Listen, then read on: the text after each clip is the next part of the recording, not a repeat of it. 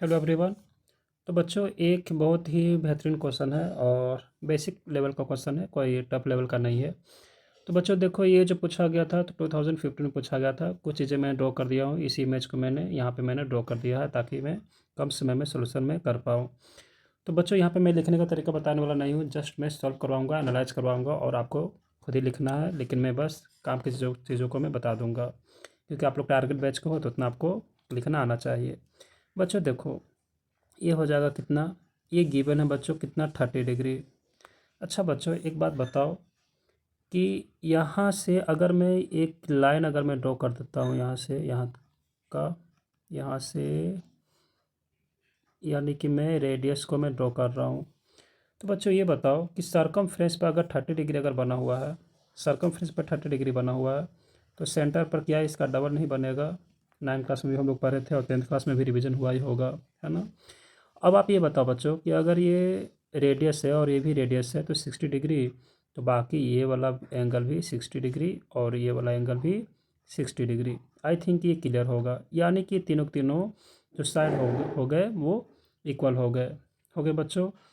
अब बच्चों यहाँ पे देखना, यहाँ पे आप लोग देखना कि अगर ये रेडियस है, मैं ओपी के बारे में बात कर रहा हूँ, तो रेडियस से यहाँ पे टेंजेंट तक का जो एंगल होगा वो 90 डिग्री होगा बच्चों, है ना। तो ये जो छोटा वाला एंगल होगा यानी angle A P T, angle A P T यानी मैं इस एंगल के बारे में बात कर रहा हूँ बच्चों, ये क्या 30 डिग्री नहीं होगा? मतलब मैंने ये बोला कि बच्चों यहाँ पे एंगल ए पी टी का जो वैल्यू होगा, एंगल ए पी टी, क्या ये 30 डिग्री नहीं होगा? क्योंकि टोटल जो होगा वो 90 डिग्री होगा, यहाँ से यहाँ तक का, यहाँ से लेकर के यहाँ तक का। ये रहा रेडियस ओ पी और ये रहा पी टी। ओ पी इस परपेंडिकुलर टू पी टी। अच्छा बच्चों ये भी क्लियर हो गया।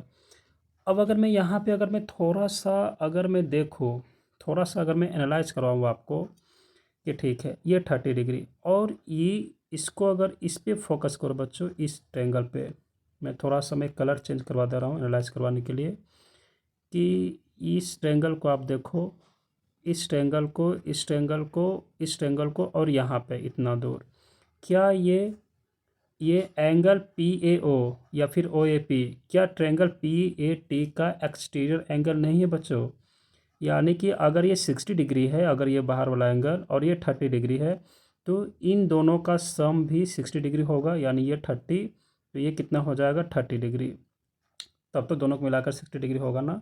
इसका मतलब कि अगर दो एंगल अगर इक्वल हो गए तो इनके आमने सामने के भी साइड इक्वल होगा।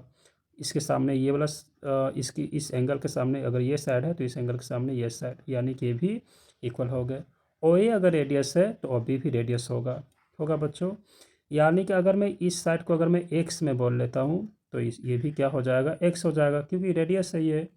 इसका मतलब कि इसका मतलब ये हो गया कि हम लोग को क्या पूछा गया था बच्चों, बी ए इस टू ए टी 2:1 प्रूव करना है। ठीक है, बी ए का मतलब क्या हो जाएगा बच्चों? क्या मैं ये नहीं बोल सकता हूँ बी ए मतलब हो जाएगा एक्स प्लस एक्स, इसका मतलब 2x, और ए टी कितना हो जाएगा बच्चों?